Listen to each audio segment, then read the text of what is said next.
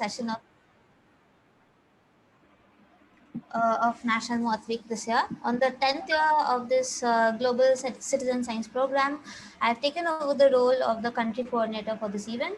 And I'm very happy to say that we have 304 registrations from India so far, which is unprecedented. So thanks for all for registering for this event. We have put together a session for the inauguration as gearing up to the event. We will cover what we are focusing on this year, some documentation methods, and how you can contribute to the citizen science portals. And thanks to all the speakers who have come together to do this on a very, very short notice. The session is quite long. We have about 5 talks. So at the end of each talk, we will take only about 2 to 3 questions. Please put your questions on the chat box. It would help us conduct the session smoothly. So I think we'll start off with Roger's talk. So Roger Kendrick, thanks for joining in for this inaugural session. Roger is the founder of the Asian Lepidoptera Conservation Symposium, co-founder, life member, and founding chairman of Hong Kong Lepidoptera Society, life member of Butterfly Conservation in the UK, Hong Kong. Wait, some problem with my, yeah. And Roger is also on the NMW Science Advisory Board and Hong Kong coordinator and admin of the NMW iNaturalist project. Over to you, Roger. Thanks, Pritha. I hope you can all hear me. Thumbs up if you can, please. Okay, that's great. Well, welcome to National Moth Week, albeit a little bit in advance of our actual kickoff, 1 week to go for reality. And I should say welcome to the dark side. Now, National Moth Week. What's it all about? Let me see. As I say, what's all the fuss about? Citizen science. It's not that new.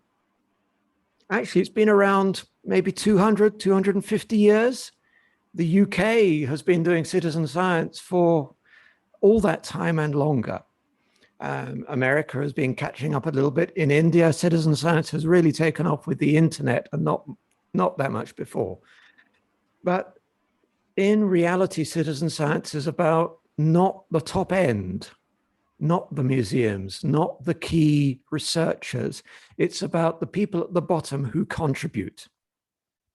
Everybody makes a difference.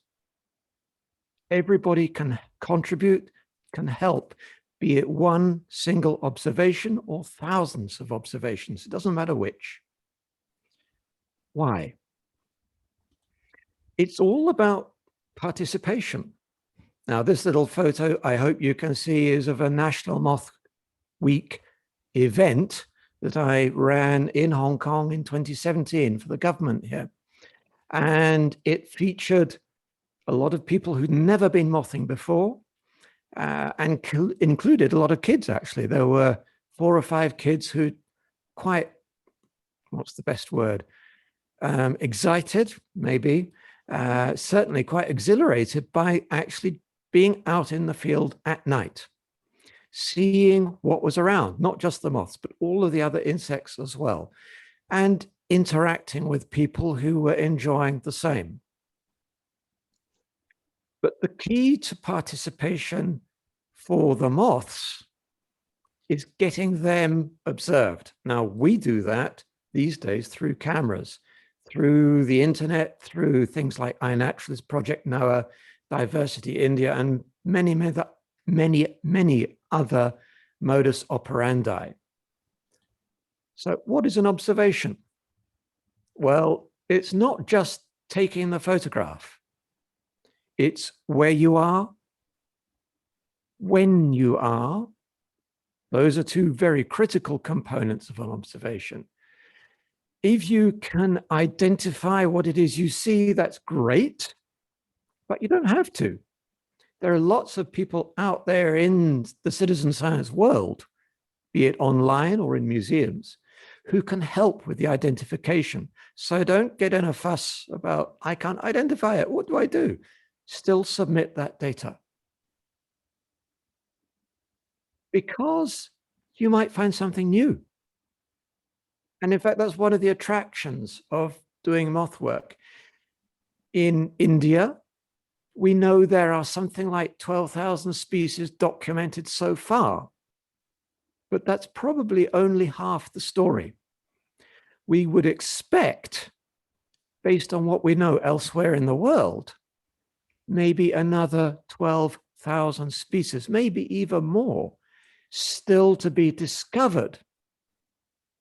And many of these new discoveries are made by people on the ground who don't know what they're looking at. Maybe I should bring in Dr. Shubhalaxmi here. She was actually the coordinator of a burnet moth that was discovered in Arunachal Pradesh a few years back by somebody in one of the villages. And then that post on iNaturalist brought her attention, my attention. She went and found or looked for this particular moth, didn't find it, but then another trip did find it, and we wrote it up as a species new to science. So participating, observing, documenting, and then writing up are all critical components of citizen science, to which anybody can contribute. How? Well, let me zoom myself out so you can see what's going on. National Moth Week brings together a vast number of different organizations. It is a facilitator for, in India, diversity of India, through the various portals, Project Noah, Moths of India, iNaturalist, and then the portals that it self organizes through videos that I've put together, how to record moths, and organizations that can help you in the future. So those are just some of the ways that you can find information to help you put your observations into a more meaningful context. Why? We have only one planet. Yes, we may have a people going out into space and looking for other planets to live on, but reality check, hello, that's light, many light years away, more than one lifetime.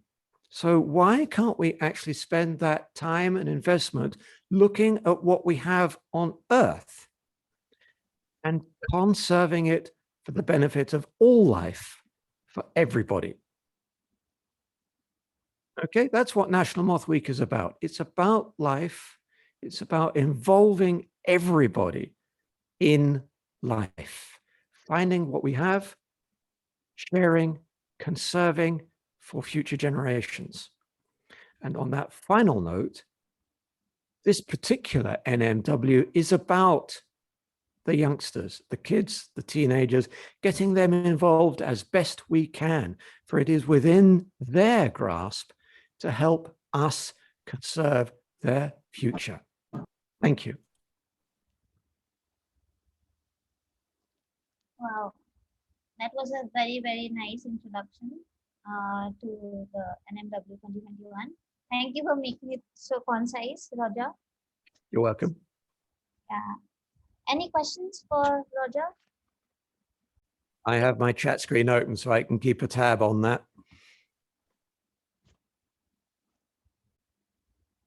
So please do post your questions on the chat room.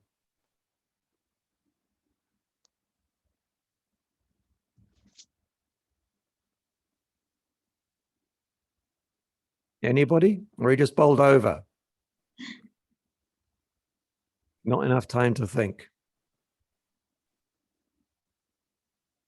Who helps identifications? I do. Anybody on iNaturalist, on the Moths of India website, Sanjay's team, the Titley Trust will help. There are many, many different modus operandi. One of the quickest is through the Facebook groups for Indian moths, for example. I would just like to add, but Rather than posting on Facebook group directly, we would love you to post on one of the biodiversity portals and then share the link so that the data is kind of archived for yourself, for your own records, and for others to use anytime. Totally agree with that. Facebook is a bottomless pit, to be quite honest. So if you post on the biodiversity portals and then a link to Facebook, that is a much more appropriate way of doing things. And Diwali, that's a tough one. Light is a major problem. The next Asian Lepidoptera Conservation Symposium will be discussing light pollution, but in essence, light is a major problem disrupting basically moth ecology. Real problem. Other portals will be dealt with later. We've got one of the talks being brought to you 2 or 3 down the line that will be talking about the various options for posting observations.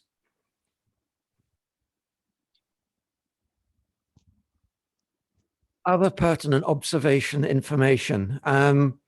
Maybe I should say here, when you're photographing, document where you're at, the site, the habitat, and when you photograph the moth itself, try and get a side-on shot so that you show features of the head.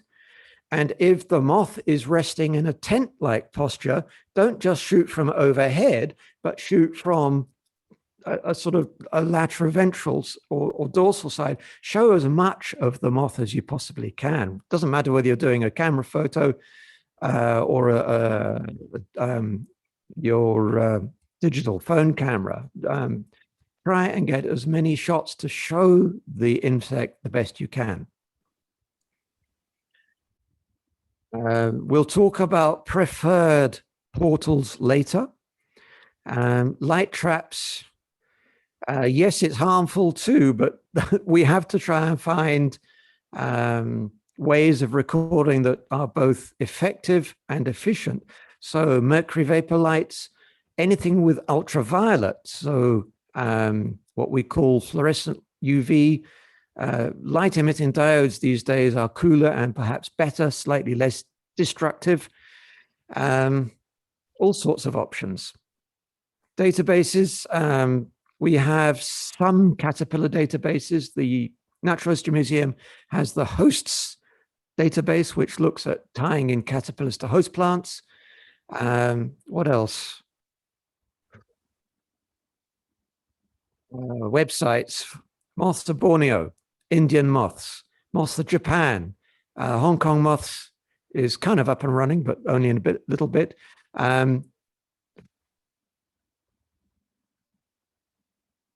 Integration of portals, we'll talk about perhaps a bit later. That's coming up later.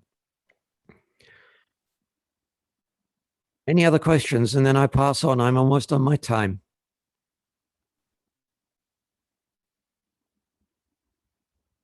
Okay, I'm going to hand back to Pritha. There's plenty more to talk about, so we haven't got that much time. I'll let her introduce the next talk. Thank you very much, everybody. Thank you so much, Roger, for answering all those questions. So we move on to our next talk by Dr. Shubhalaxmi Vaylure. She's an award-winning entomologist, educationist, and entrepreneur. Shubhalaxmi has worked for more than 2 decades in the environmental sector. She works in the sphere of environmental CSR and environmental protection. And through her company, she carries out rejuvenation and reforestation works to improve biodiversity. Mothing has been her hobby for the past 25 years, and in 2018, she authored India's first field guide to Indian moths. She is a member of the IUCN Group on Conservation Education and National Moth, and winner of Green Teacher Award 2021 of Kirloskar Vasundhara. Over to you, Shubhalaxmi. Thank you, Pritha. Good evening, all. A happy National Moth Week in advance. And the topic which I'm going to talk about is early stages of moths, because that's how I started my study in moths. So I thought that I should share more about it. And also I feel that mothing, honestly, whenever I speak to common people about it, mothing becomes a a bit of overwhelming experience for someone who has never done mothing, because then there is so much of logistics issues involved with looking for the light, looking for the source and everything. But doing a life history or studying moth caterpillars is the most easiest thing, which even school students can do it. So today I'm going to share a small a small PPT with you, just giving you an insight about it, basically for those who don't have a background to it. While the audience which I see are very well versed with this concept, but this is purely meant for people who wish to take up moth studies through life histories. I would like to share my screen.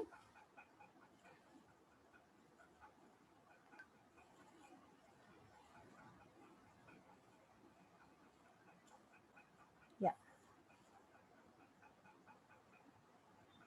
Can you see my screen, everybody? Pritha, just you can confirm. Yes, yes, we can. Okay. Okay. So just because the session is short and this topic is very vast, so I'll just try to make it very crisp. So one is that why study life history of moth.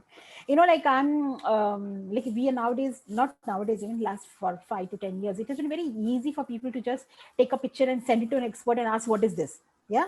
Now people have been doing that with moth pictures. To some extent it is easier, but the problem becomes when people keep sending me caterpillar pictures and say, Shubha, what is this moth? Which moth is going to come out? And sometimes I have to tell them, like most of the time, I tell them, I don't know, because the life history data is not there for me to tell which moth is going to come out of it. So we are at that stage, moth studies, I still at a kindergarten level, I would say, if our country is concerned, we have to really go to where butterflies have reached today. Butterflies are at graduation level, I always say so. And we are, moth studies are in primary school still.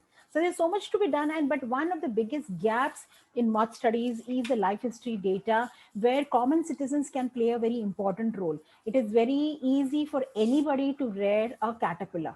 The way anybody rears a butterfly caterpillar, equally it is like simple to rear a moth caterpillar. So therefore doing this kind of studies will fill up lot gaps in the database, which is like in on, as Roger mentioned, on national history museum, we have this database of caterpillar host plants are there, but there's a good amount of still data lacking from India side. If you try to look from the countryside, a good amount of data is still missing out, that which species feeds on which plant and what the caterpillar looks like, or the pupa. So the entire life history data is somewhere missing. Prominent species are worked out, like hawk moths are there, bigger moths are thoroughly worked out. Even agriculture pests, which are been studied in agriculture sector, they have been thoroughly worked out. Somewhere in between, some groups have been left out because neither they are pests, neither they come into the charismatic species category, therefore they have been left. And I always say that in the start of a season, the first caterpillar one comes across is a moth caterpillar.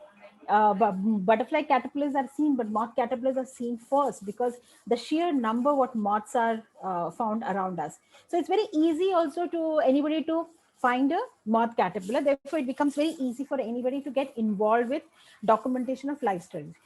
So just like a butterfly, moths also undergo the complete metamorphosis stage, which is like egg, then the caterpillar, then the pupa, and the adult. Only one addition which comes in the pupal stage is that the pupa is covered in a shelter. So when a pupa, so butterfly pupas are open, what they call as, like, they don't have anything structure covering it. But in moth, if this is a pupa, then something that covers the pupa is called cocoon. So that's the only addition when it comes to the moth. And also, majority of moth caterpillars are like hairy caterpillars, and there are no hairy caterpillars in butterflies. Identifying a moth caterpillar could be challenging, but I'll just give you some small tips how to really identify them. Starting from the eggs, the life history starts from the egg stage. So eggs are laid just like butterflies, either singular, in cluster. But the new feature which a moth adds to the egg laying pattern is that moths lay eggs. Some moths lay eggs and cover it with their body hair. As you can see over here, this is one moth which is actually covering the entire egg sac with a body hair which could have irritating properties. So the egg mass is protected. So this is one additional feature in moths which is not there in butterflies. I didn't looking for a moth egg probably is very difficult. I will never ask you to do that if you are a fresher. But if you are keen, you can always look for moth eggs mostly below the leaves, but also on the top of the leaves. They can be also on the tree bark, as you can see in this picture. And just like in butterflies, the caterpillar feeds on the first meal of its the first baby meal of a caterpillar is the eggshell. After the eggshell, then it starts feeding on the host plants. So just like butterflies, moth caterpillars are also host specific. It's another story that they also feed on lichen, moss, fungus. There's a different group of moths who do that, but by and large, for a newcomer, going by the plants where you find the caterpillar and collecting those leaves is a good start. And moth caterpillars comes in a variety of sizes, but the best way, this is just showing the entire life cycle of a lobster moth, how it starts. So it is very common among caterpillars to change forms, change colors. So though you may find two caterpillars having similar features, like for example, a hawk moth caterpillar, you'll find a green color, and again you'll find a brown color also. So these variations are there. Even some caterpillars like this lobster moth, you can see it changes the forms as it just is pupates. So this variety is also the reason that why moth studies become more confusing. Yeah, but if you stick to one group of moths and study them thoroughly, it becomes much easier. But whoever wants to get into the realm of studying moths, they need to prepare one thing mentally, that this field is surely is there to overwhelm you. So when you know you're going to get overwhelmed, best is to keep your calm and please go on. So never give up, don't get frustrated, keep trying, because it's a fantastic field. And anybody who is interested in doing lifelong research, as long as they are alive, this is the field one should take up. After the caterpillars have start feeding it, and then they get into the third stage of their life stages, that is a pupal formation. So moths can make pupa, because as I said, they need a cocoon. So where do moths pupate? Moths can pupate in the soil, above the soil level, among the leaf litter, within a silk. So these mediums, if you are actually rearing a caterpillar and you don't know what the moth choices are going to be, you can provide all these options. Provide a jar full of soil, a half filled soil, some leaf litter, put on the top of it, some twigs here and there, some leafy branches.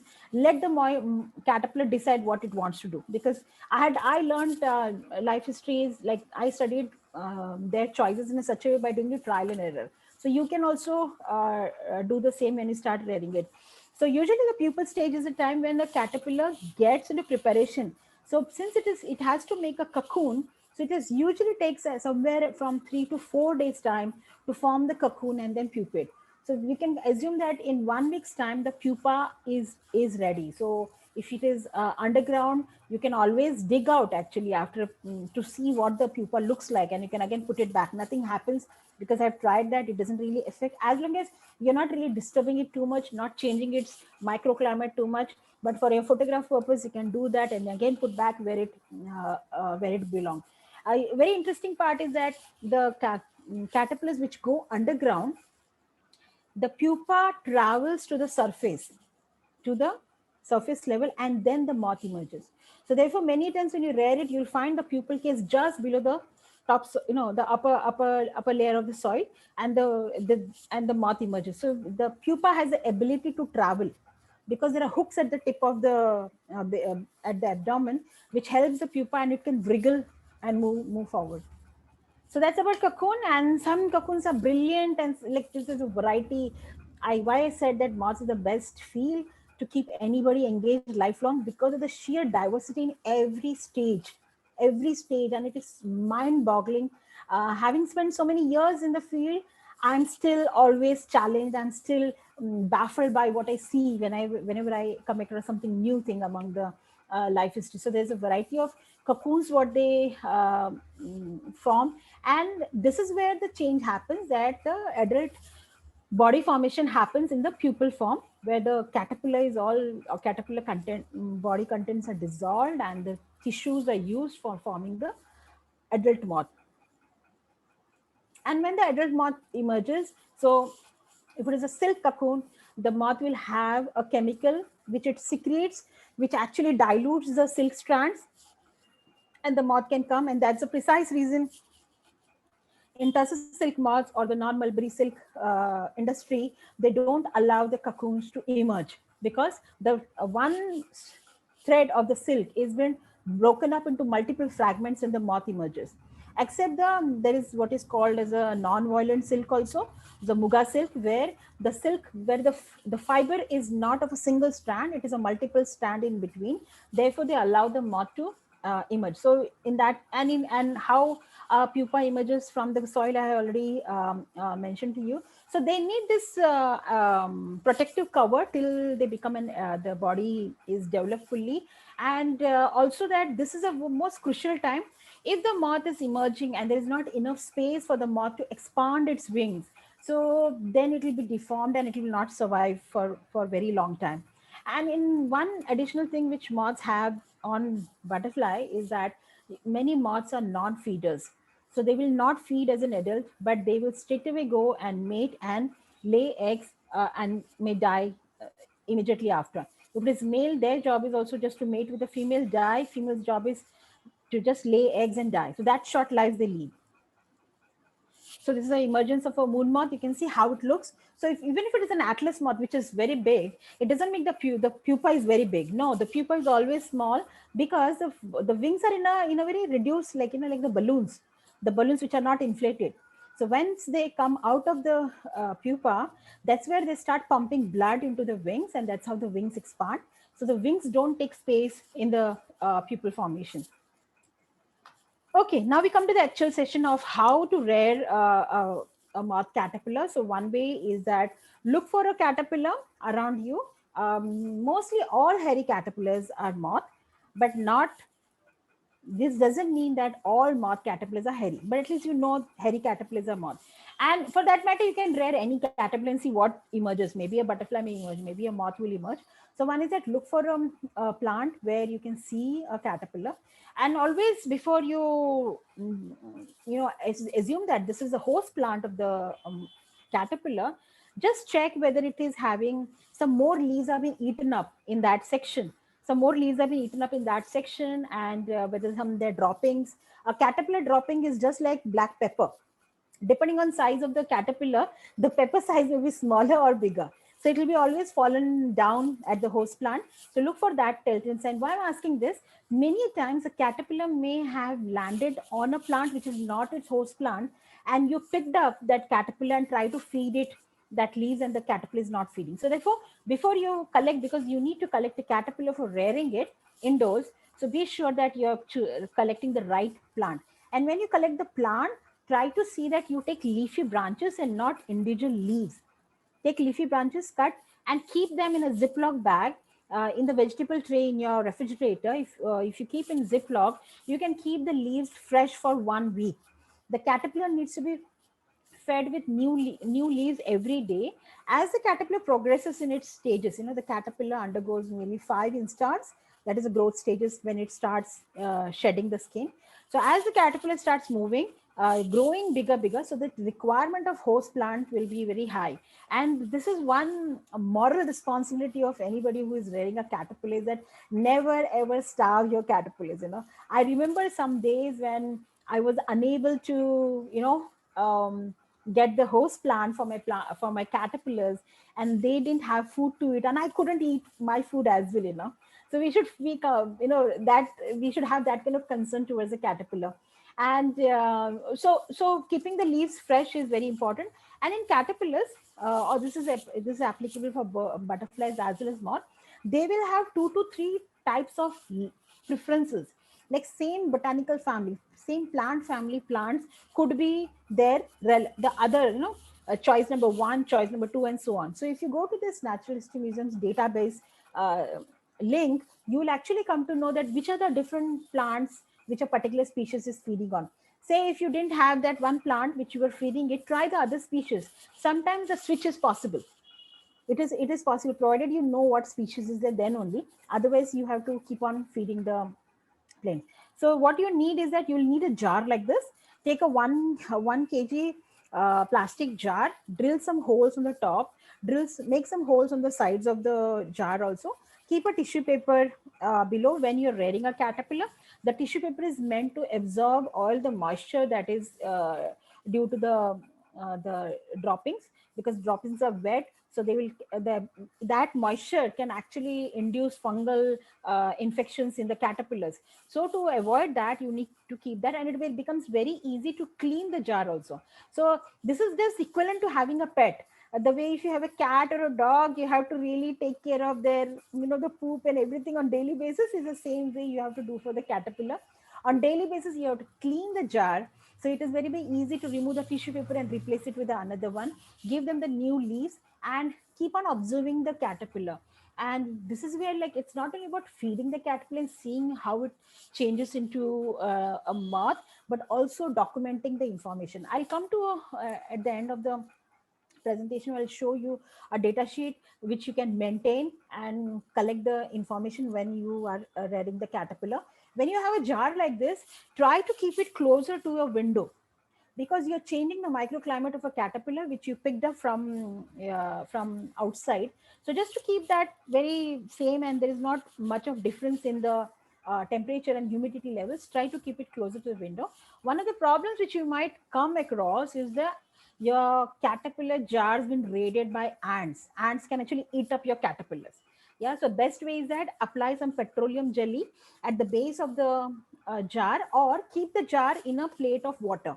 So that is a protection that the caterpillars will remain safer.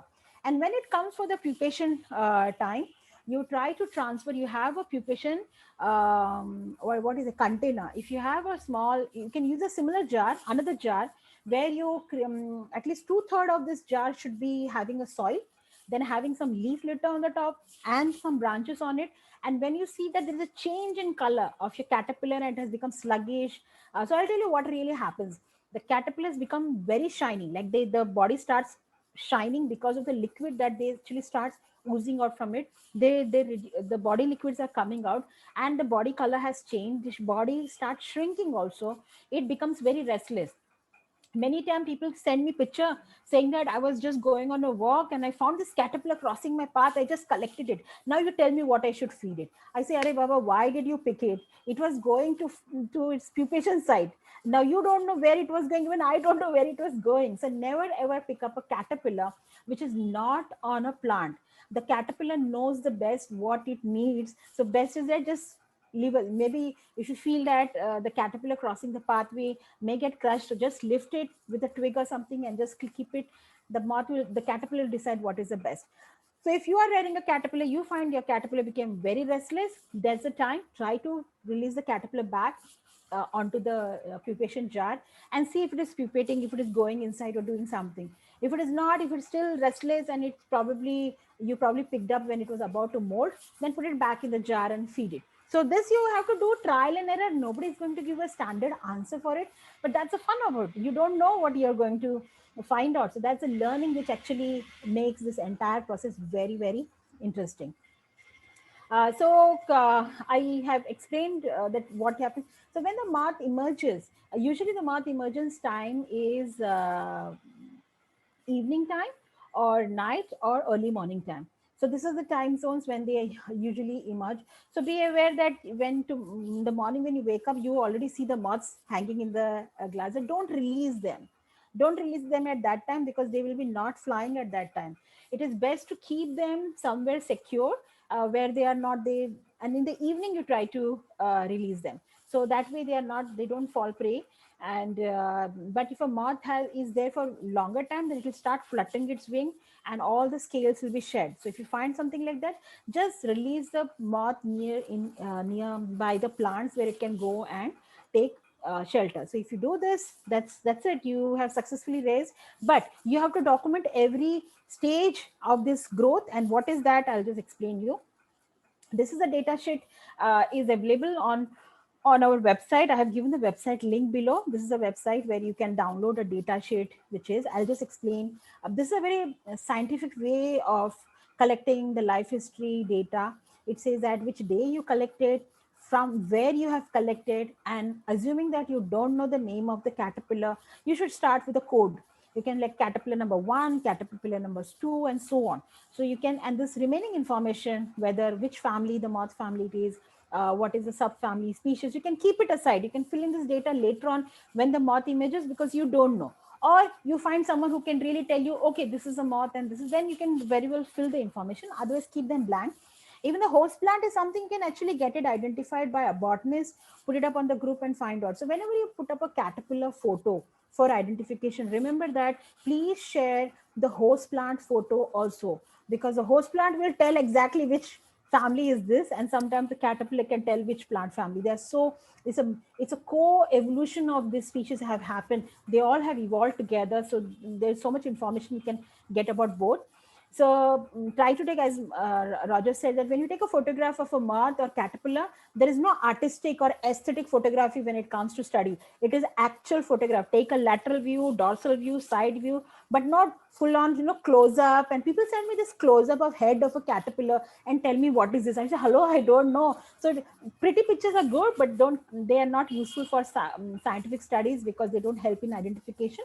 So you can have a combination of all these photographs. So when you collected the caterpillar, what is the length of the caterpillar? You can measure the length of a caterpillar keeping on a paper, and just, it's very difficult to keep the caterpillar still, but you can just mark two ends, the head portion and the tail portion, on a paper, and then later on measure it with a scale. You can also do it on a graph paper, and that's how you but eventually you learn how to make the caterpillar still, because it just takes few seconds for you to mark and measure it. You can measure the body length every time the caterpillar sheds the skin. That time you can measure it. Then what was the color when we got it? Then when you were rearing it, when did it started pupation? So you can put the day of the pupation. When did it emerge? Then what was the pupa duration? Then what was the medium that you had used? And some comments which you have about it, you can write. So if you maintain information like this in an Excel form, it will be a very good database for you. And say when your caterpillar number 1 molted, so you, in the data, you have to change the date. You have to again repeat the code number. C1 actually had the second instar, third instar, or it pupated. So when you do the sort and analysis, so you will get all C1 data in one go, and you will get to know how the caterpillar progressed from what you found and how it grew. Like I'll tell you, if you rear a caterpillar from the X stage to the maturity, the growth could be 100 times. The size variation is that much if it is an atlas moth. So that's where the information is very important, and this information is what is not really easily available or not studied. So that's the reason I'm just encouraging you, if you are not doing mothing, I think you can very much engage in rearing moth caterpillars. So that's all from my end. This is just a website of my organization, I Nature Watch Foundation, and the phone number. We do all this awareness program through our foundation, that is I Nature Watch Foundation. So yeah, any questions? Thank you, Subha, for this lovely talk. And I hope people can take clues from it to how to rear a caterpillar and document the entire life cycle. The most important message is to not get frustrated and have fun with it. So, yeah, over to you, Subha, to answer the questions. Okay, I think I have to open the chat box and check out. Okay.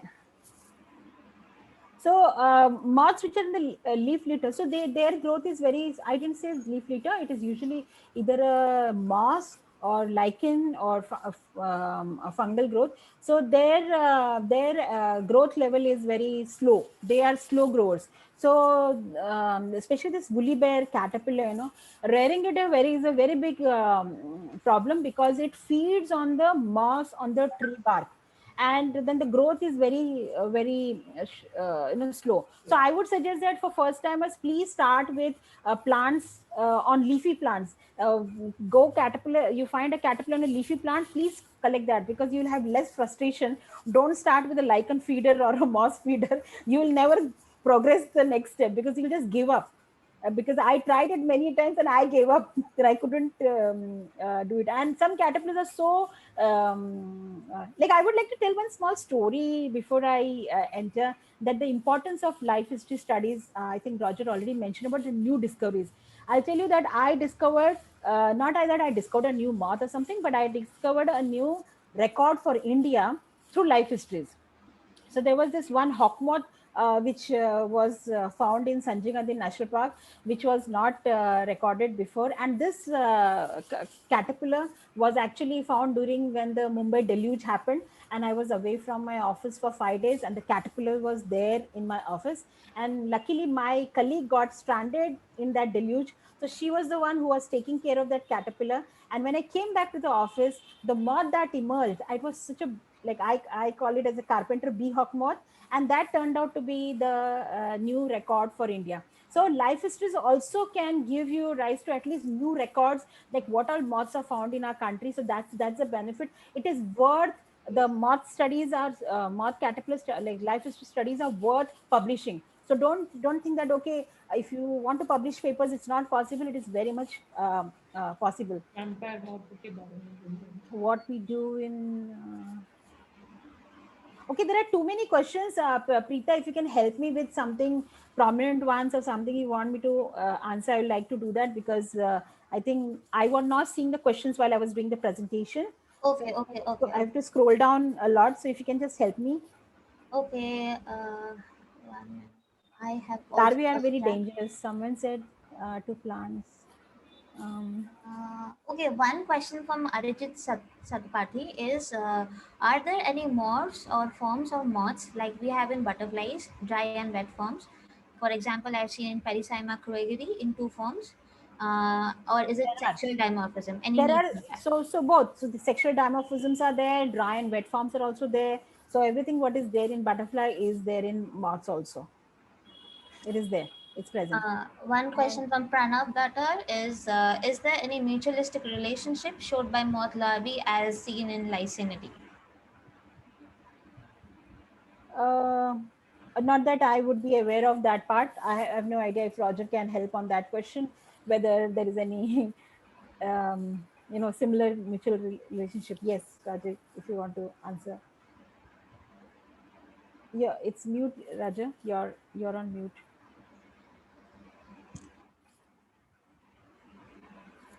Sorry about that. Okay. Yeah, a lot of Stathmopodidae, Phycitinae of Pyralidae, the family Epipyropodidae, all parasitic on Hemiptera. So there are quite a lot of examples of atypical moth larval habitus approaches. Yeah, lots. The question is, Roger, that like just like in lycinate butterflies, where the caterpillar and there's a mutual relationship between the ant and the caterpillar and the butterfly, even on the moth, even the pupa, whether that is something like this in moths also. The closest I have from symbiotic mutual relationships is actually the family Gracillaridae, not with ants, but with the plant family Phylanthaceae. Okay. The larvae are seed predators on the Phyllanthus seeds, but the adult moths are pollinators of the Phylanthaceae. Okay. They cannot exist without each other. Okay, that's interesting. Thank you. I didn't know about that. Yeah, Roger, can you please put that in the chat box so that people like really understand? Gotcha. Yeah. Okay. Rups, Do you want? Okay, one more question we can take. Nivedita Patnaik. Do caterpillars feed on each other? Any case of cannibalism? yes. So every good thing and bad thing that is available in butterfly field is applicable to moths. In fact, moths are a bit step ahead of it. So yes, cannibalism is found in moth caterpillars also. You put 10 caterpillars, rear them in one jar, you will realize that you have started missing one caterpillar every day. So cannibalism happens. It's natural rather. Okay, so there are many questions. I will have to skip. I'm sorry for. I mean, maybe you can direct the questions to Shubhalaxmi later via email or something, and Yeah, she can yeah. answer. Yes, Uh, yes. Thank you. so So I will move on to the next session, which is about how to upload your data to the citizen science portals. You have documented the life cycle, you have documented moths, what to do with it. So we have 3 portals where you can upload your observations: Moths of India, India Biodiversity Portal, and iNaturalist. So for each of the portals, Sanjay, Sondhi, Thomas Vattakaven, and Vijay Barve will take you through the steps of how to do it on each of the portals. So okay, over to you, Sanjay. Just 1 minute, I have to introduce you. I've lost every. 1 minute. Yeah, Sanjay, don't start. 1 minute.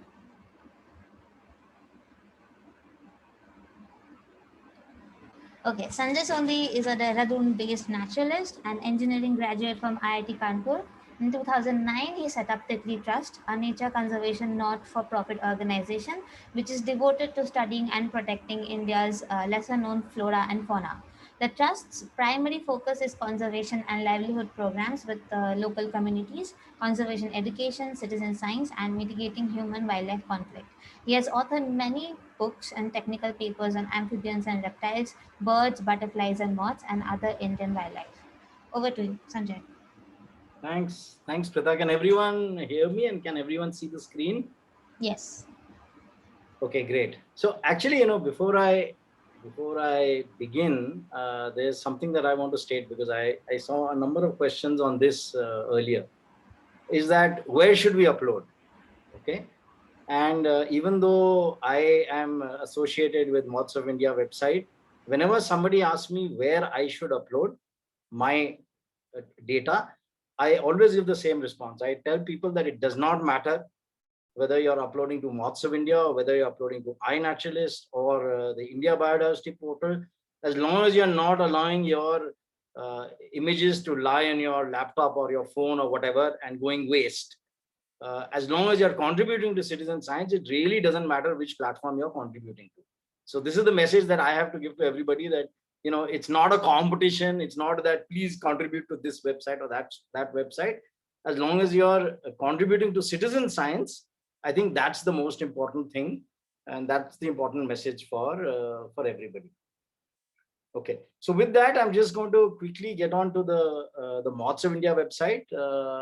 Basically, the Moth website is mothsofindia.org. And I'm one of the editors, and there's a large team of people, editors as well as contributors and reviewers who are involved. But Krishnamay Kunte from NCBS, who helped create the platform for these websites, there's lots of them, butterflies, moths, and so on and so forth, takes the credit for actually making the backbone for all these portals. And Purnendu, who's from the UK, actually helped write the software maybe about a decade ago. So these two guys, I think, were very much behind starting off all these websites.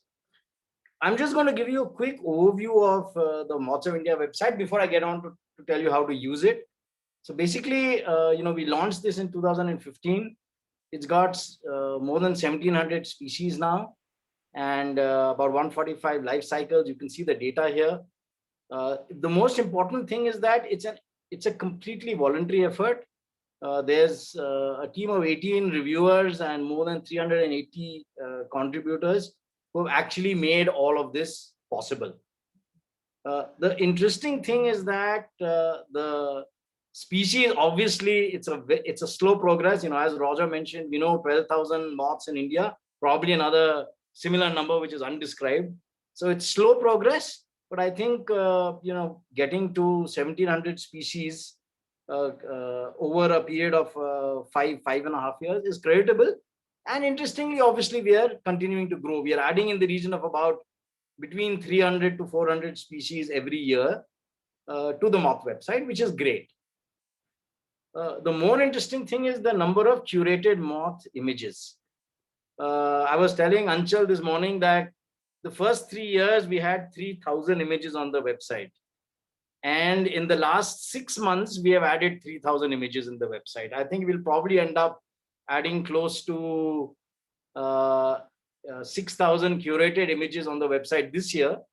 And this is obviously because as more and more moth species are being identified and uploaded on the website, it's becoming easier to curate them. Sorry, Sanjay, Pritha, you said sorry something? sorry to interrupt you. Can you please go into the presentation mode? Okay, it's not into, hold on. Slideshow. Yeah. Bottom left. No, bottom left, you can go on the third button. No, I'm trying to get rid of this panel first. You just click on that. Sorry?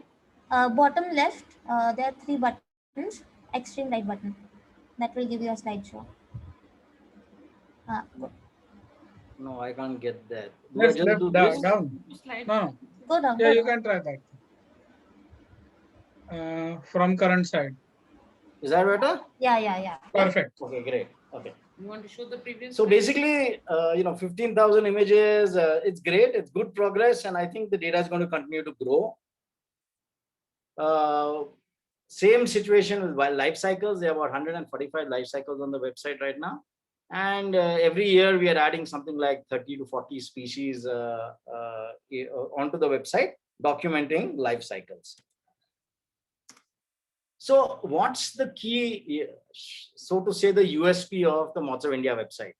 I mean, the first thing is that the website is curated. So basically images that get published on the website are reviewed by experts and not just one but by multiple people. And as everyone is doing this on a voluntary basis, these reviews take time. I mean, I can assure you that it's a very slow, painful process. Identifying moths is not easy. And there are thousands of images that still are awaiting review. And this is never going to end. I mean, we know that because the number of images that are being uploaded onto the website for review is much faster than we can review and publish. But there's a set of 18 people, this team keeps growing, who contribute their time and effort and actually help curate these images. And I think the website is entirely due to this team effort. What is the information on the website? There's species pages, there's life cycles, there's references for every species that is published. There's notes on similar species, distribution maps, state-wise data, larval host plant data, seasonal data, and a bibliography of Indian moths. And absolutely regular taxonomic updates on the website, which ensure that we are trying to stay up to date with the taxonomy as it changes. I think before I'm going to end the presentation here, and I'm going to get onto the website. Do I need to? I'll have to stop share and share again, right?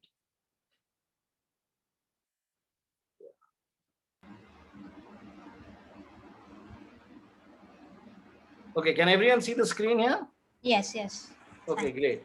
So basically, if you go to Google and do Moths of India, you will get to the Moths of India website, and www.mothsofindia.org is the website name. I'm assuming that a lot of people here are familiar with the website, but for those of who are not familiar, these are the 1,700 species that are on the website. And if you go to any species, this is the kind of information you get.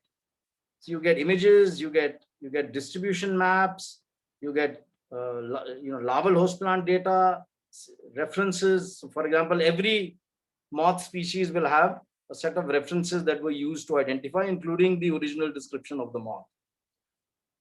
It will also have distribution maps. Like this has only one observation. So the distribution maps are available. For many species, we also are slowly populating the similar species that exist. So for example, if I go to, let me say, Ceres, let's see whether this has similar data. So here, so for this genus of moths, all the species that are known from the Indian subcontinent are mentioned here. including brief information about their distribution.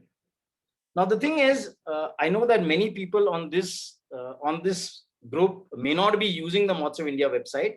So I think the first thing that I would like to do is I'd like to show you as to how you can use the website. And a lot of these advanced features, we are doing separate programs on the Moths of India website and other biodiversity portals, which you can log on to. So first thing is, if you haven't used this website, you need to actually go to the home page. There are pages that tell you as to how to contribute media files to Moths of India. Okay. And it gives you the guidelines that you need in terms of what you need to do to upload images. You can upload images using mobiles, you can upload images using computers. There are lots of people who are today uploading images onto the Moths of India website just using their phones. So if you were to, I'm assuming you have logged in. The first time you are logging into the website, you will need to register. So assuming that you have registered, then you will go to this page, which is called, okay, I'm going to log in with my wife's login ID. She's registered here. And this is the screen that comes up. Okay, if you're uploading an image. So if you need to upload an image, what do you need to do? You need to go to the section which is called upload, right? You may or may not know what species you're uploading. If you don't know, you don't need to write anything. If you do know, then you type out the species name. I'm going to go with a common moth, which is called Syntomoides imau. It's a handmaiden moth. I have the image on my desktop, and I photographed it on 2nd of June in Dehradun. So I'm going to June. I go to 2nd of June. I photographed it in my home, so which is called Rajpur Road Enclave. This is already there in the database. I know it's a male, so I mentioned it's a male. Altitude of my home is 790 meters. If you have the data, you can add it. Where was it? It was in the society garden. And you say add images. You select the image, press enter, submit, and say finish. Once you say finish, you can review the data. So you know the species. If you don't know the species, you don't necessarily need to add it. You can leave it blank. Date, life stage automatically selects adult. If it is a different life stage, you can select it as an egg, as a caterpillar, a pupa, or a mating, or whichever stage it is. Location, if it is already in the website database, you don't need to enter it. You can just select it. And then once all your data is correct, you say it's fine, and the thing gets uploaded. So you can go to your observations and see which are all the observations that you have already submitted for upload. So the upload process is not very difficult. Many people turn around to me and say that, look, we don't even know what moths we have on the website. So, and we don't know how to identify moths. So how do we begin? We don't know how to use your website. So the first thing, that if you don't know anything about moths, a good way to begin is to get to this section. And there's an introduction here on an introduction to the common families of moths. So all the common families are here with sample images. And you can take a look and compare and try and get an idea of what your moth looks like. So for example, if you think your moth looks like one of these, you can go to this section, and this gives you a gallery of all the tussock moths or the limentrid moths on the website. So basically, there is an option for you to look at photo galleries by family to begin with. That's probably the best way to begin. So if you want to go to Saturnids, you can do the same. You can look at one image per species of everything that's on the website. So this is actually a good way to begin if you don't know anything about moths. if you know it's a hawk moth, you can go to Sphingidae, and there's something like 130 species on the website. And this is a good way to begin. Okay. There are lots of advanced features on the website, which I'm not going to go into. This is only a brief introduction in terms of how you can use the website to upload your images. The advanced search basically allows you, I had a lot of people saying, hey, caterpillars, how do I identify caterpillars? So there's 143 life cycles on the moth website. One nice feature on this website is that you can actually go and search by life stage. So you can say caterpillar, and you can do a search for images. And this gives you all the images of caterpillars that are on the website. So you can take a look and compare as to whether you've got something that is similar. It's a good place to begin. Okay. So just like that, you can search by your own observations. You can search your observations. You can search by taxon. You can search by month, country, state, district, keywords. So there's an advanced feature that allows you to do a lot of stuff on the website that, people don't normally use, and which help an ID.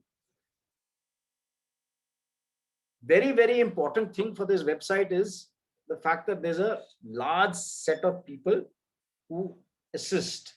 There's a team of 18 people. Pritha is on this, Vijay is on this.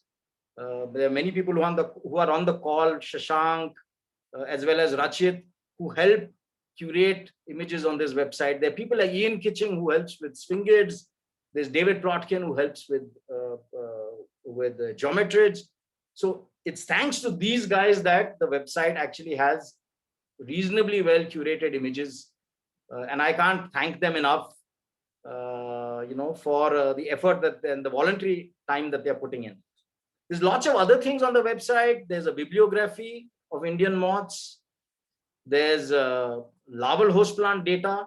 You can search this by species, and lots of other features on the website that we can actually discuss in a different forum. There are other forums, there are other sessions that are being planned, and Vijay can possibly post the calendar of events. But I hope this helps giving you an overview of what are the things that you can do with this website. If anyone has any specific issues, questions, and they don't know how to log in, feel free to write into me directly. I'll put in my email ID and phone number in the chat box, so you can contact me. I hope that helps, and if there are any questions, please feel free to ask. Pritha, over to you.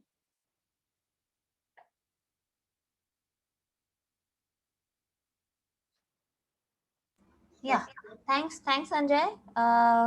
So anybody has any questions for Sanjay? We can take 2-3 questions, and rest of them you can write to Sanjay directly.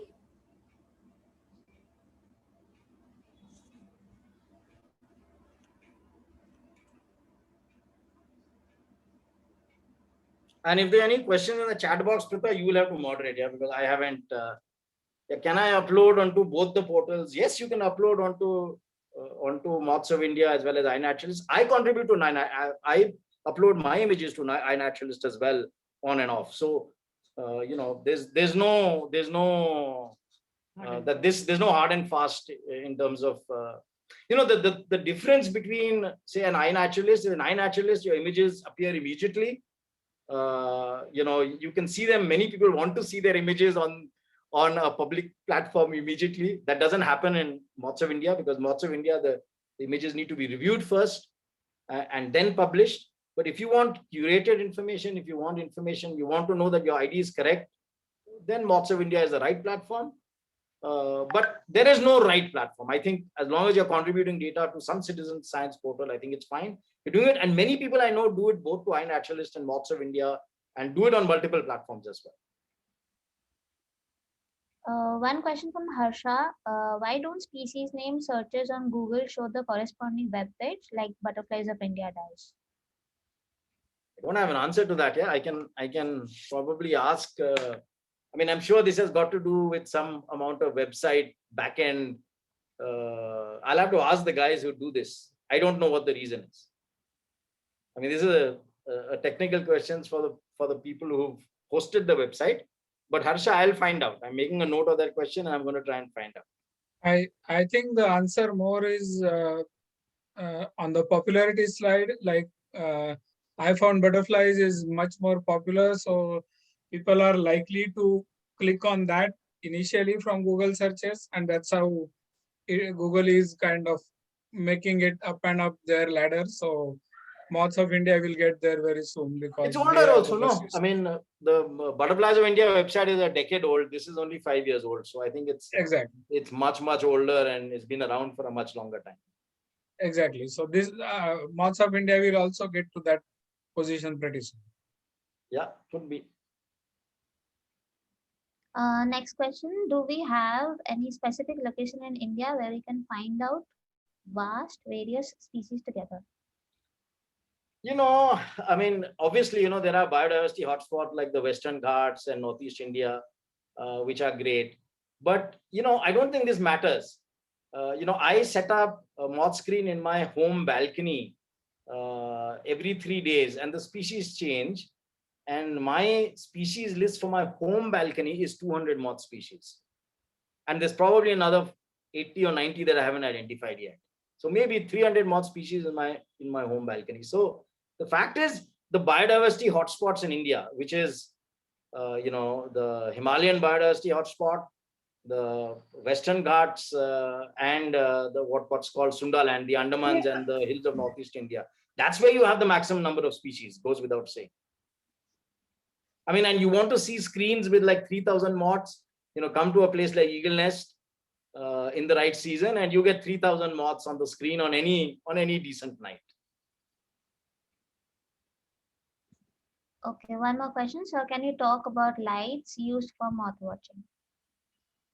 So I think that the most popular sources of lights for moth watching are obviously the traditional mercury vapor lamp is really good. Actinic lamps, which is what is called the blue light, what they used for insect attraction.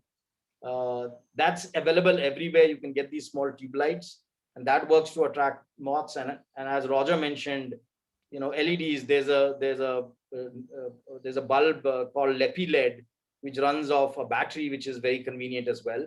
For people and all of these are specialist bulbs, you may or may not be able to get them easily.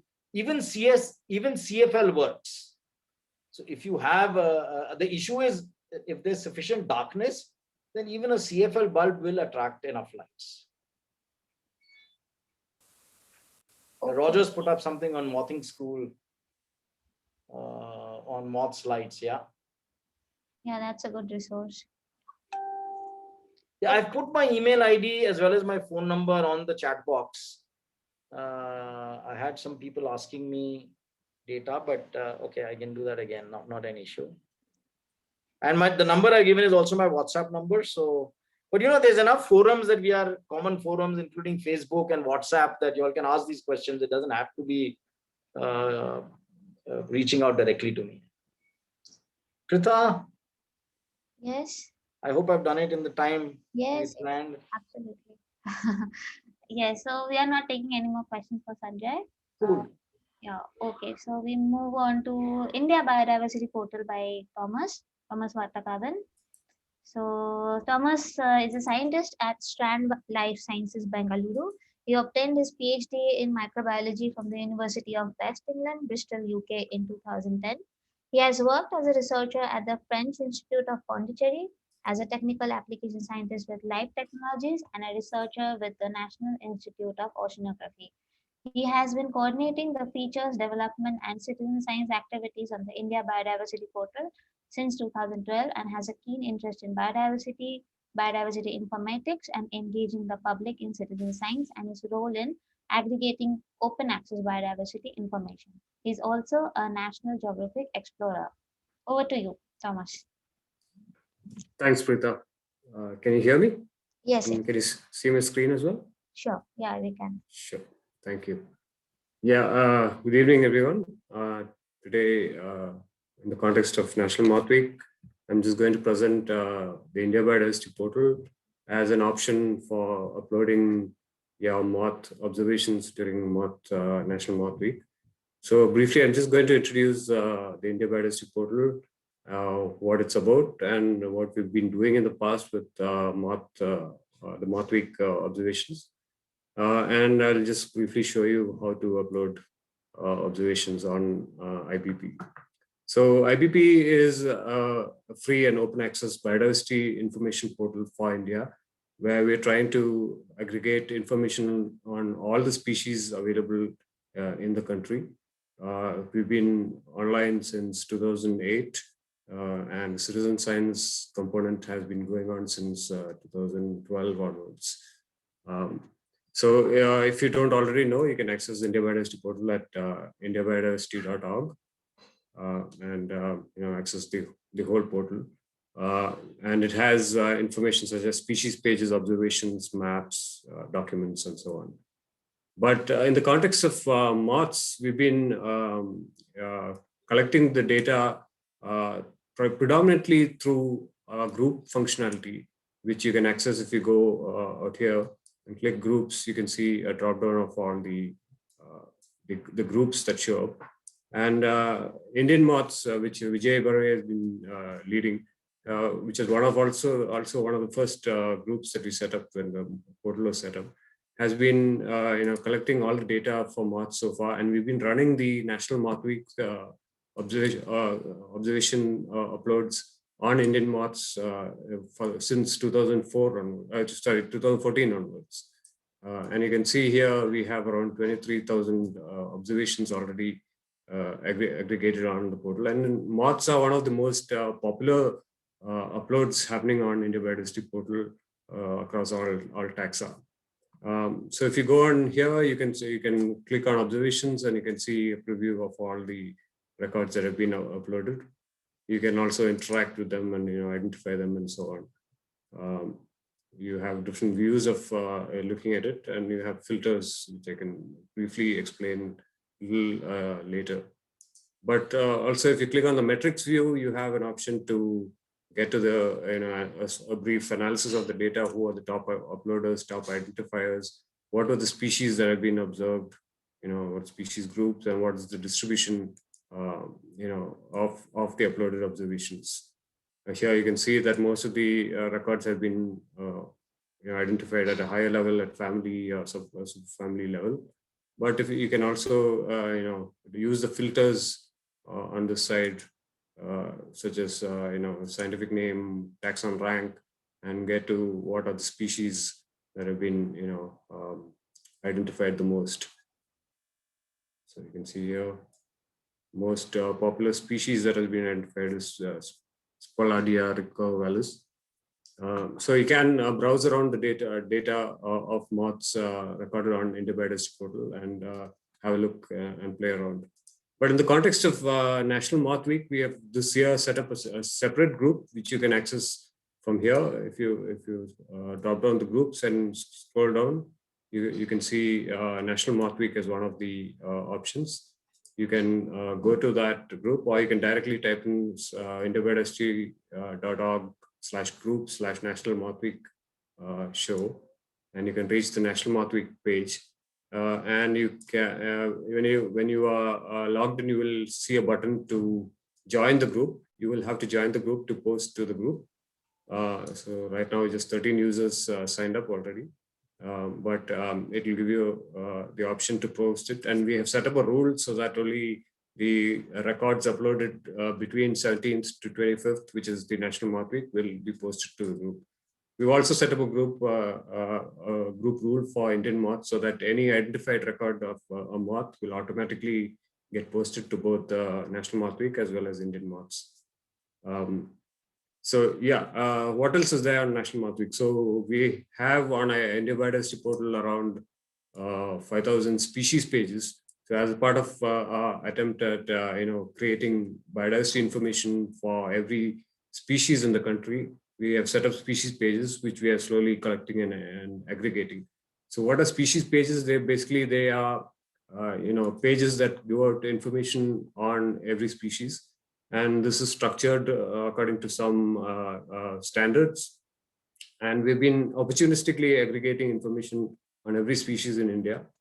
And around 5,000 moth species have been collected, thanks to the effort of many people who have contributed, including Shubha, Sachin Gurule, I think, who is here, and so on. And also, secondary data sources such as publications, books, etc., who have contributed this information.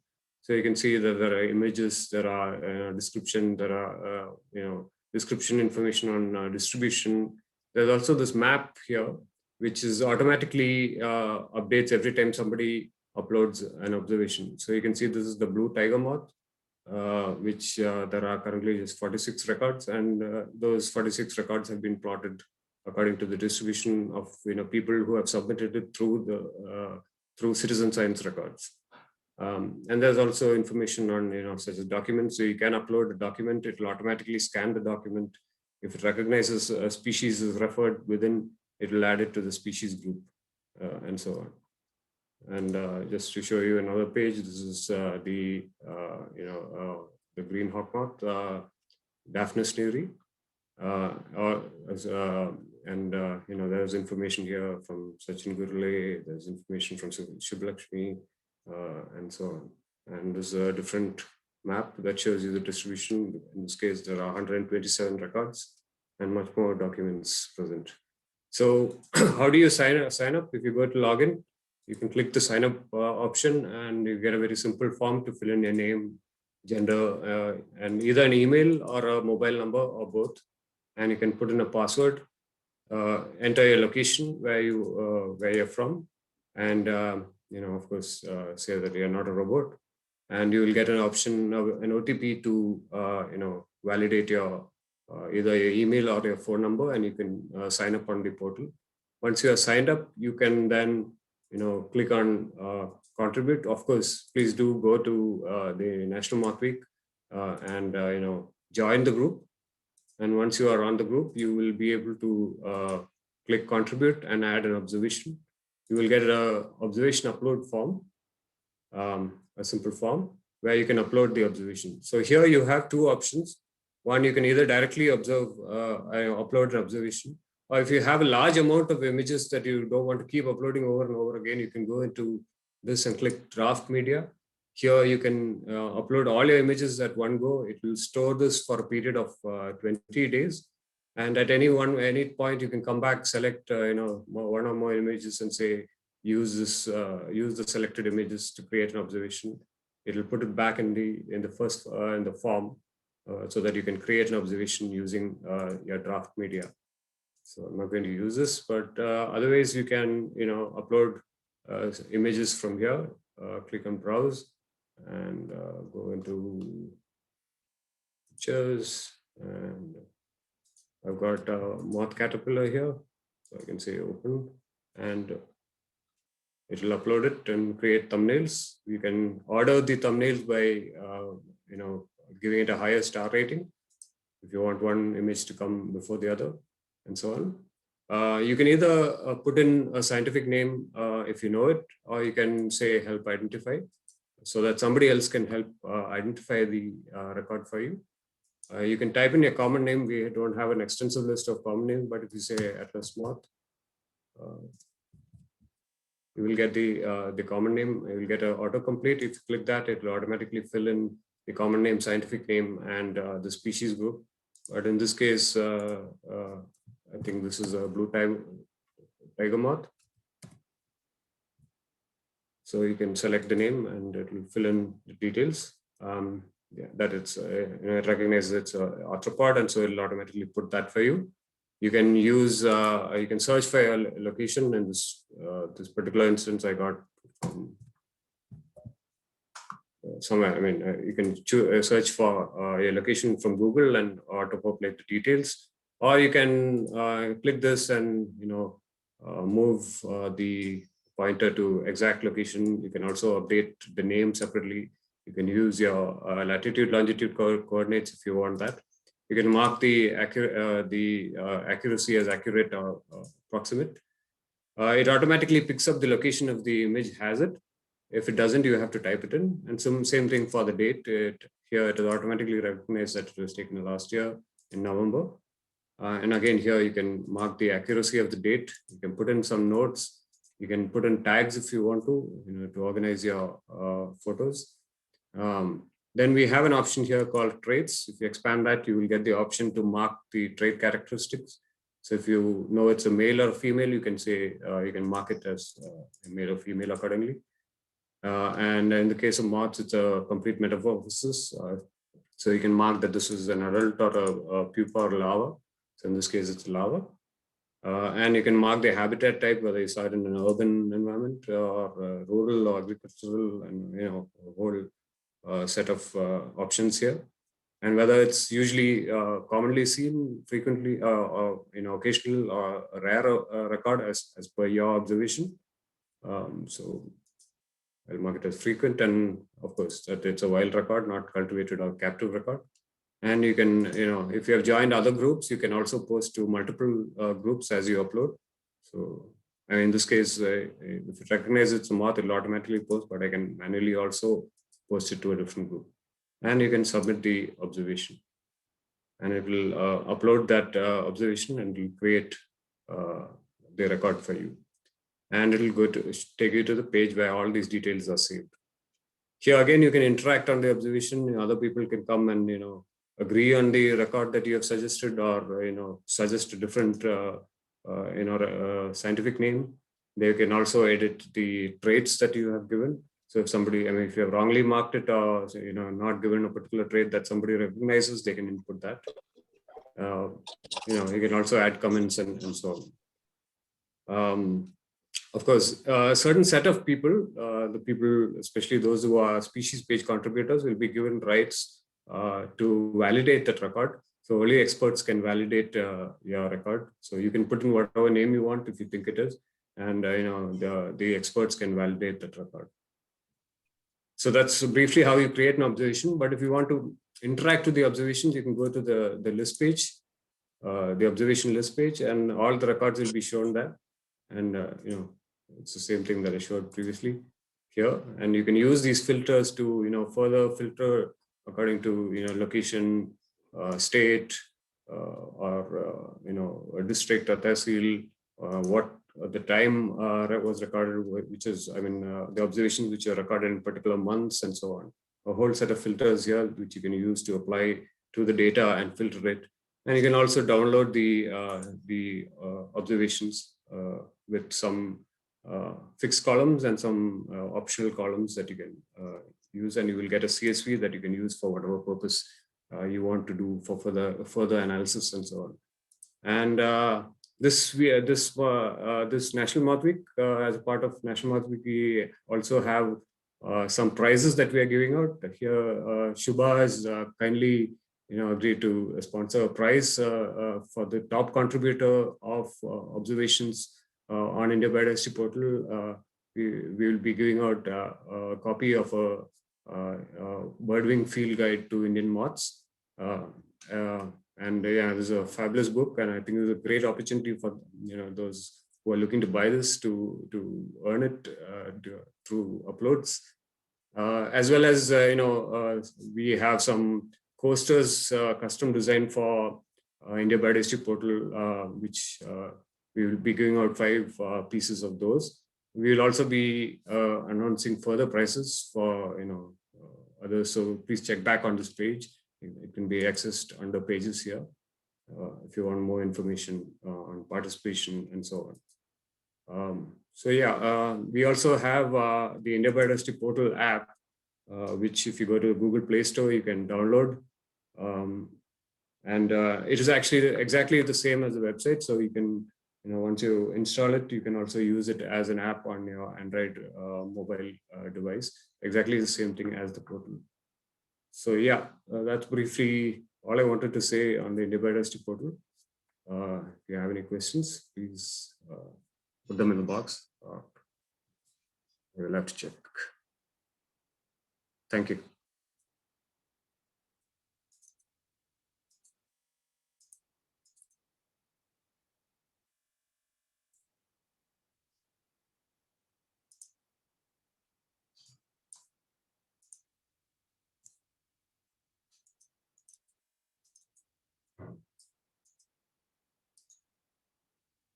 Can you hear me? Yes. Sorry, my mic was not working. Thank you, Thomas, for this lovely update. And yes, some exciting prizes to be won on IBP. So, guys, if you have any questions for Thomas, please write in the chat box.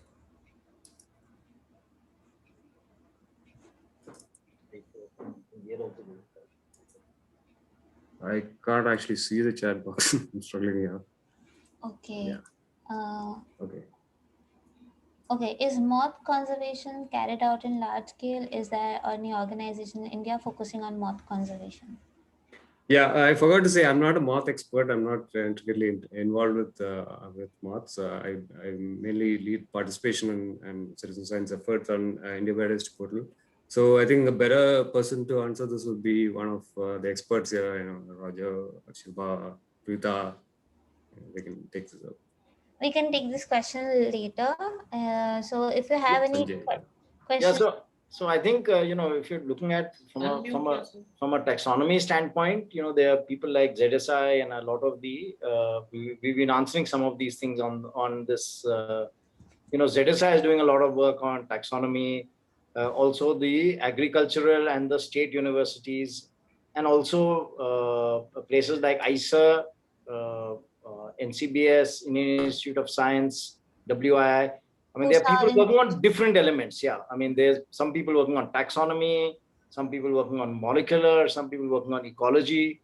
So there are people who are working. Is there any dedicated organization on conservation of moths? Obviously not. I mean, there are experts who work in different fields and are working on that aspect. And there are even people like in agricultural university, I think Shashank is here somewhere, who are looking at moths as pests. I mean, so, you have many different kinds of people working in this field. Shashank, if you're on, you can probably also contribute to this question. Yeah, Sanjay, it's fine. I think there are so many people, a lot of NGOs who are working on conservation rather than government institutes at this point of time, and it depends on which aspect of Lepidoptera you're working on. As Sanjay explained, okay, it's really hard to find people who are exclusively working on conservation in India, especially on moths. I think we have many who are working on butterflies, and I don't think we have few species which are listed for conservation also, if I'm right. Okay, thanks Shashank for pitching in. Okay, one question for Thomas. Is there, how can we join groups in India Biodiversity Portal? Yeah, it's simple. So you can go to the portal and just click groups out here. You can see there's a see all button here. If you go to that, you'll get a listing of all the groups that are present on the portal. And there's a button against each saying either join or leave. You can click that to join. Or if you know any specific group that you want to join, just click on that, click on the groups and go directly to the groups. So you want to go to birdwatch, just if you go to a group, you will see a button. So I'm seeing the edit button, but you will see a join button here. So you can just click on that to join the groups. Okay, is there an access to identification key of any division in any of these platforms? I don't know. On IBP itself, we don't have key per se. Every species page has the option to put in keys for every for that particular species, but not much of them are populated. I think moths of India would probably be a good point to start. If you want identification of moths, because they have it organized in a very visual way where you can compare. Okay. Any question pertaining to IBP or any portals? I don't see any. Okay. Thanks, Thomas, for Thank you, Pritha. answering the questions. So I want to introduce here Liti. She has joined. She is the co-founder of National Moth Week. Please, Liti, say hi to everyone. Hi, everyone. It's a pleasure to be here, and thank you, organizers. This is absolutely wonderful. And I hope many of the participants will actually join us. Many of the participants in this webinar will join us as participants in National Moth Week. So thank you. Thank you, Liti, for joining this. So we move on to the last talk by Vijay Barve, who has handed me this role of country coordinator and has been guiding me at every step. Thanks, Vijay. So Vijay is a nature lover passionate about biodiversity documentation with help of internet-based tools. He has been part of the NMW team since 2013, now helping them to reach out in Africa and Asia. He has been involved with Moths of India, India Biodiversity Portal since the beginning. So over to you, Vijay. Okay, thank you so much. And I'll try to be as brief as possible because I know we are already running out of time, but I'll just quickly give some of my insights in using iNaturalist, because as we have been always talking that we can use any of the portals, and people who are already on iNaturalist and want to contribute there are welcome to do it. So if you are not aware what iNaturalist is, it's basically a social network of people sharing biodiversity information. So any biodiversity need not be only moths. Any biodiversity, any corner of the world, you can post it on iNaturalist. And in most cases, very quickly you get some help. So it's basically a crowdsourced species identification system where talking about an organism where it occurs. It's very simple. It can be used as a app or a website. How it works, it's very, very easy. You record an observation either using a phone or a laptop. You share it with fellow iNaturalists by posting that record on iNaturalist, and then people discuss about your findings. Someone will say, okay, this is this species, this genus or this broader group, and people keep on kind of refining it. So that's how it works. It's very easy. And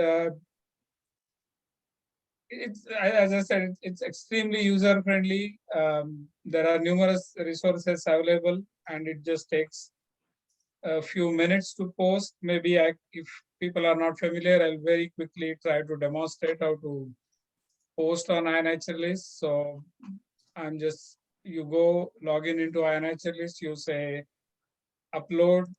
I'm just like dropping a couple of random images. So what it happens, it has taken the date already from the photographs. So these are pretty old photographs, as you can see. And then you have several options. These are two different records. So I'll try to give the name. It has a artificial intelligence based system which suggests you something. You have to be extremely careful unless you are really familiar with that group. Do not use this, but you can kind of get some information, click on view next to any of these and learn more about those. Now, in this case, I know this is this particular genus, so I'm selecting that. But what happens here, let's see. So here also it is telling, okay, this part is from this family, could be this genus, but it also gives you so many different options. I'm not very sure what it is. So I'll just, but I know that this is from this family, so I can leave it there. When it comes to location, if the location is already as part of your photograph, it will automatically take. But if it is not, you can just specify, you can search a location here. So I know this was taken in a Fairlesty campus in Bangalore. So I'll just go and draw a circle, then I can see the campus. I remember that it was taken around this building somewhere. So I can say, okay, this is my location. And then the second map was also taken somewhere here, I remember. So I'll just put it put that as a location, and that's mostly it. If I want, I can add it to a particular project. So I can say I want to add it to. Okay, so currently most of the INH list projects are automatically pulling the record, so you don't even have to do that. And now most of my records are ready. I can also give some additional information if I want to give any association. But here there is a simply sitting on a wall, so I don't have any other association, and that's it. The moment I'm done, I can just say upload records, and the records are now in a moment will be available on INHR list. So my procedure of identifying moths is I put moths on INHR list first, and then I get this particular link. I can, and then I share this link on WhatsApp or Facebook. So that what happens is when I share this on Facebook, people like Roger, rather than just scribbling something on Facebook, just click on that link and give me the identification here. So that it is preserved, and anytime I go back, I can refer back to this. So as you can see, uploading a record takes less than a minute. It's very easy. And then once it is done, you can keep on improving it. You can say, okay, this particular thing was alive. It was a organism. I know because it's a moth, it's a adult, it's not a caterpillar or anything. So I can specify those things, and I can, you see automatically it has appeared in so many different projects. So that is how this particular websites works, and there are a lot of videos available. There are forums on Facebook and WhatsApp to help you. So you can always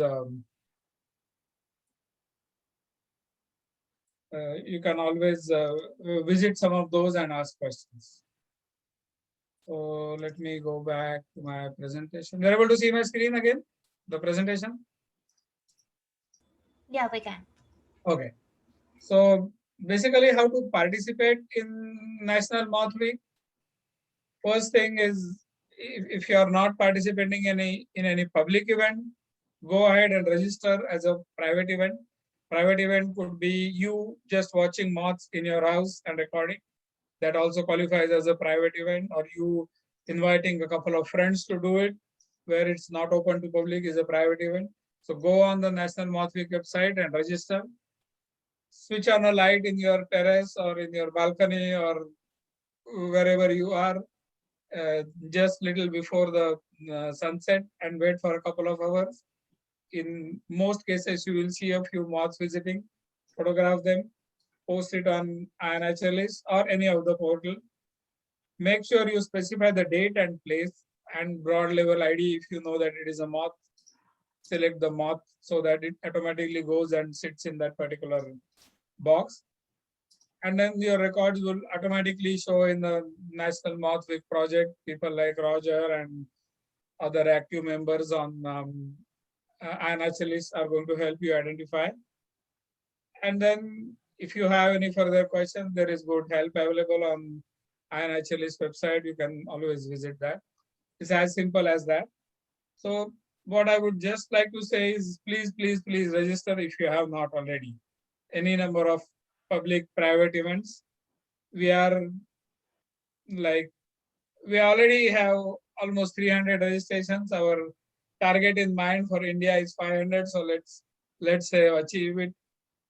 Talk to school children, talk to college students. They are the best people. If they start, you know how wonderful work they can do.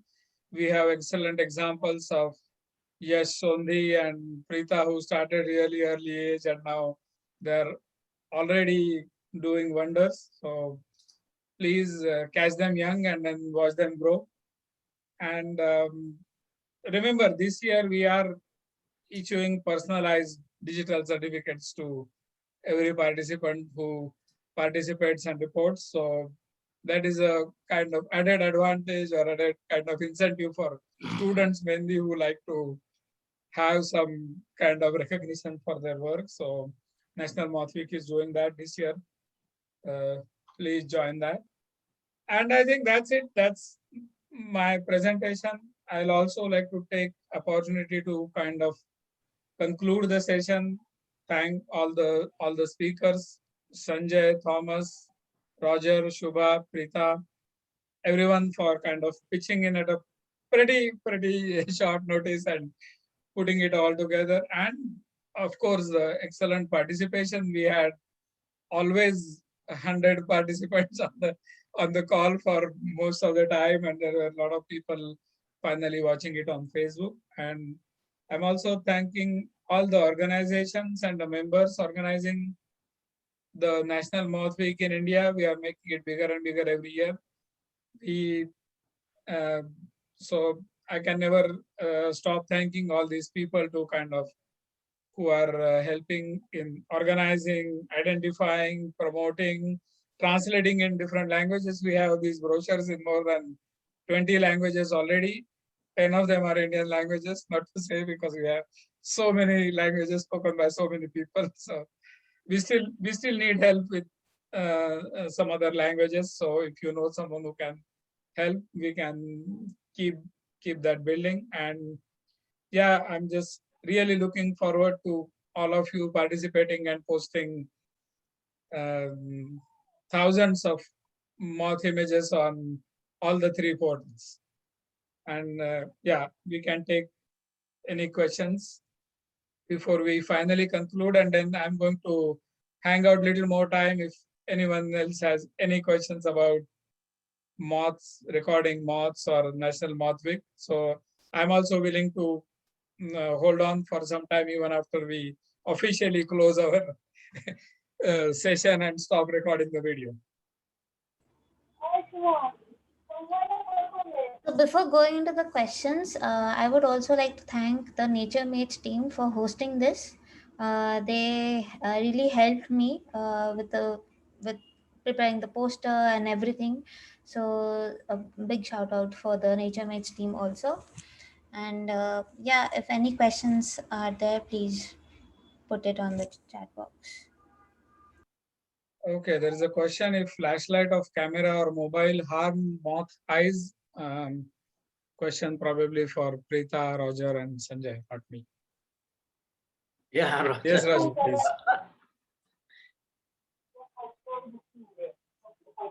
Sanjay, would you answer that? Yeah, sorry, I was trying to unmute. We got to the unmute.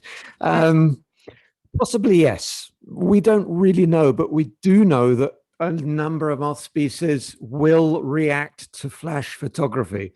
If one looks at, let's say, the genus Eudicema, which is a big Katakala, like Liti will know Katakala, underwing moths.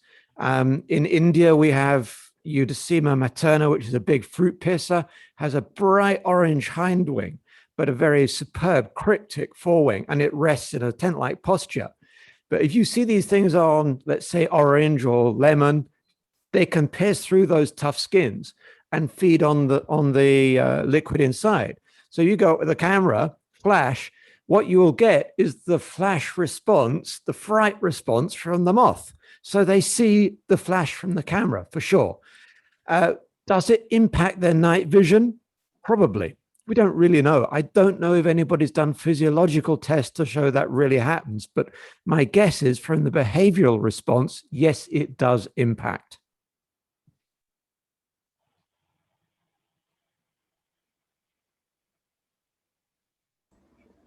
Okay, any questions for? Yeah, Pritha, am I on mute or am I okay? No, so no, yeah. there's just one thing, we are doing more detailed sessions during the course of the week. I think the calendar was posted by Vijay.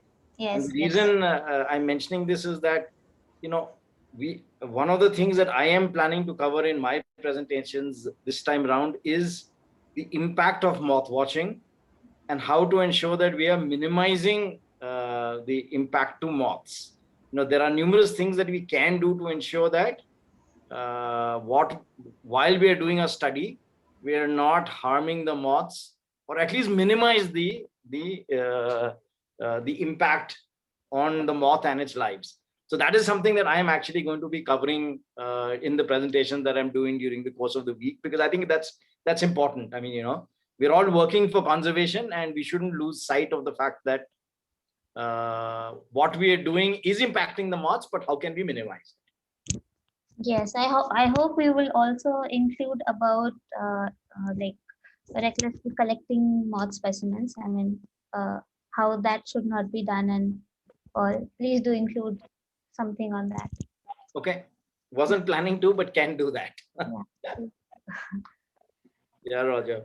Yes, so there are many like talks lined up for the next 2 weeks. So there is a calendar which Vijay has shared. Do log in. Do check the link and attend the talks. So. Sorry, let me just follow in from Sanjay there. The thorny question about collecting voucher material. We know so little throughout Asia with regard to the baseline inventory of actually what is here, that it is still a necessary component of moth research. Anyone who's running a public event must be aware of that situation. And unfortunately, we're still somewhat in the dark ages regarding how we understand what a species is and how we describe a species. We still need material to be able to describe the morphology, the molecular genes, and the ecological position of each of these species to understand what it is. And that's how it's done. It has been done for centuries. And I don't think we're going to be dropping that anytime soon. The number of species which we cannot identify with certainty in the field runs into the thousands. That is something else that we have to explain to all participants.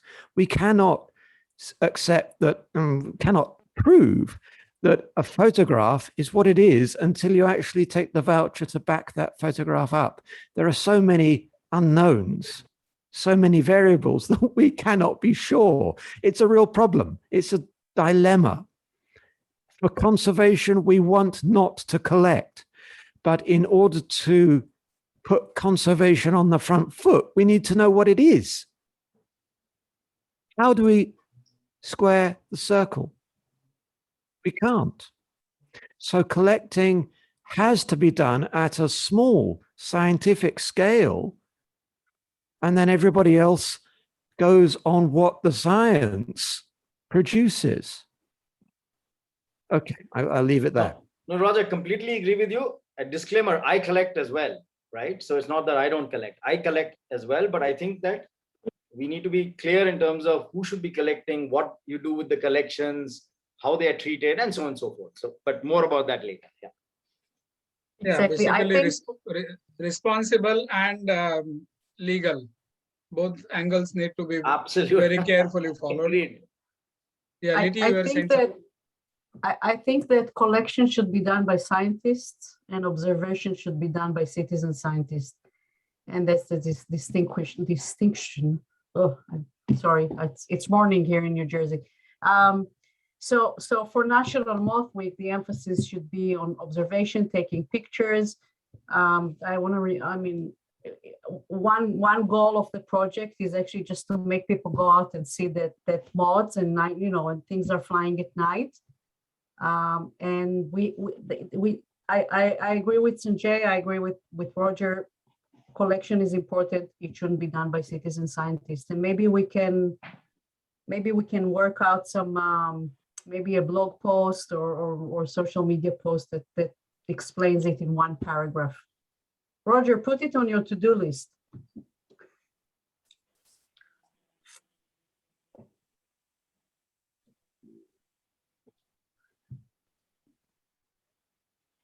Hi, Pritha. It's Shashank here. I just want to add one thing. I don't know if your event is having this how to take moths photograph, because in Moths of India, I think you are also aware, some photographs really we find difficult to identify. Yes. So I know many people, they doesn't have a good camera and all, but in mobile also we can take very good photos with simple tricks and all. I think if somebody can deliver a talk on how to take photographs, that will be really great.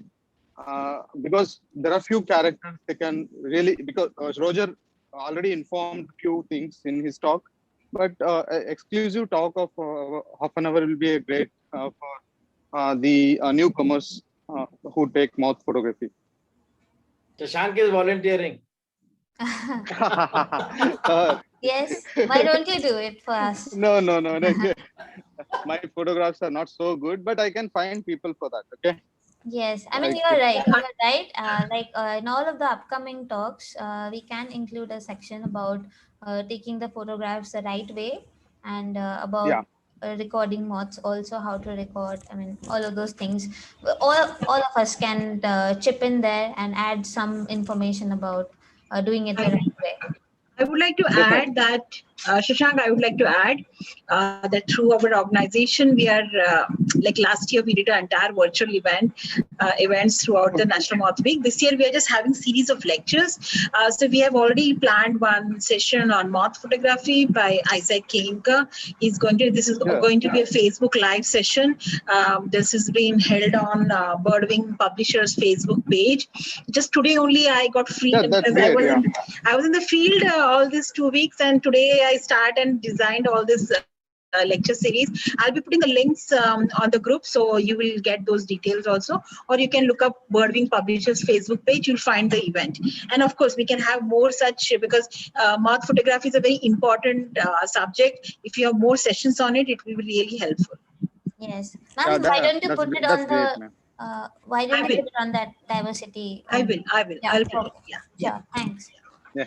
So it's solved. Yeah. Okay. Thank you, Shubha. Thank you. Yeah. Looks like Shashank is out mothing already. Yes.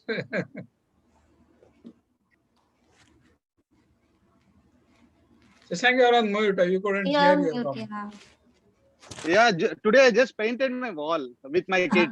So I was just trying to see what else is there. Yeah. It's too windy out in Delhi. So no moths. Hard luck.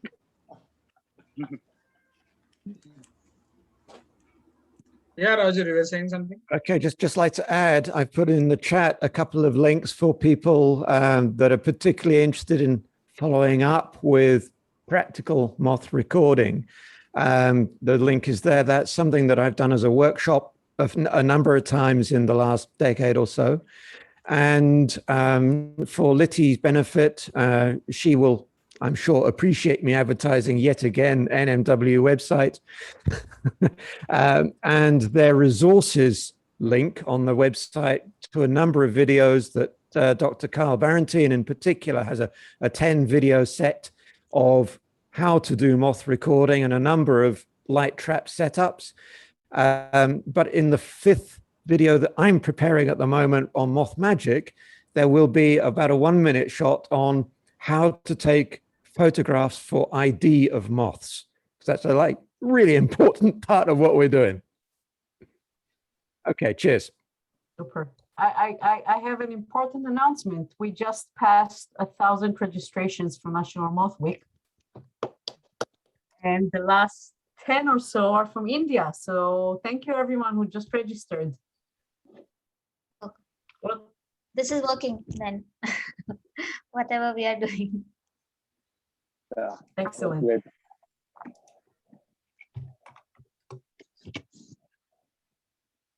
Okay, I think if there are no more questions, we can stop the recording, and people who want to hang out, I'm going to be here for some time to chat. I definitely want to catch up with Sachin Gurule and Rajiv with what they are doing with their college activities and stuff. So anyone who wants to Yes, I just want to add here. stay back. Good evening, everyone. So I had a wonderful session with you all. I learned so many things, and I'm not actually a moth. Actually, I'm more to the butterfly side. Anyway, I just wanted to say that, okay, we need to show a very good photography, how the photographs could be taken. So I think one should also mention the bad photography also in the slides, which are need to be rejected. So many people have already uploaded some bad photography, means not very good photography. So those also should be highlighted. So we can say that this could be a rejected one and this could be the good one. So they can also compare it before they upload it. The participant can also know the facts. That actually I just wanted to add.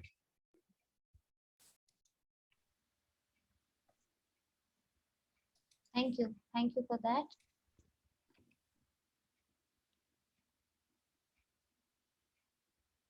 Pritha, Okay, Pritha. can I just reply to that? Is there a consensus here that would be useful for all the attendees now to demonstrate some of the critical components of moth photography? Can people press their reactions button if they are in favor of hearing about a few ID skills for photography?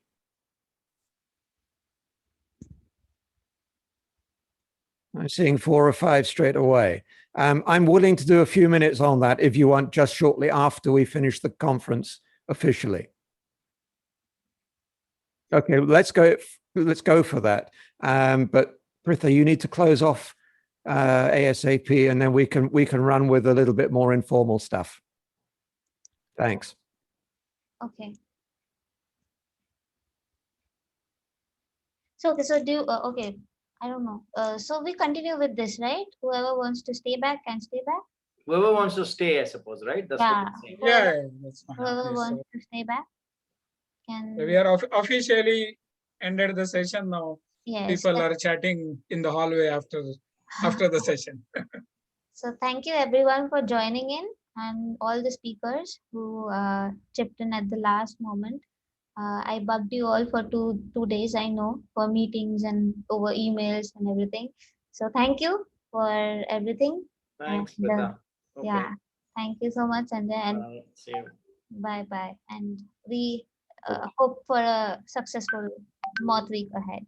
Okay. Thanks. Bye. Thanks a lot, everyone. Bye. Yes, Roger, over to you.